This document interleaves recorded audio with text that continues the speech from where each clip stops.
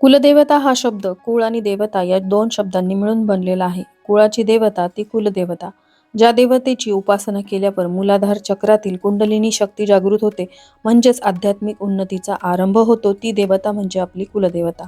कुलदेवता ज्यावेळी पुरुष देवता असते त्यावेळी तिला कुलदेव आणि जेव्हा ती स्त्री देवता असते त्यावेळी तिला कुलदेवी म्हणून संबोधले जाते. तुम्हाला तुमचे कुलदैवत माहिती नसेल आणि तुम्हाला ते माहिती करून घ्यायचे असेल तर त्याचे 2 नियम आहेत.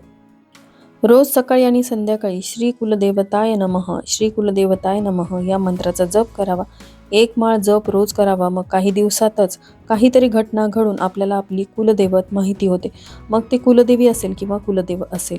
जसे कोणीतरी आपल्या घरी येईल, कोणीतरी ज्येष्ठ मंडळी येतील आणि आपल्याला सांगून जातील की तुमची कुलदेवी किंवा कुलदेव हे आहेत. स्वप्नात आपल्याला कोणीतरी देव किंवा देवी दिसतील. अशा रीतीने आपल्याला हा साक्षात्कार होतो. हा भरपूर लोकांचा अनुभव आहे. नक्की करून बघा. श्री स्वामी समर्थ.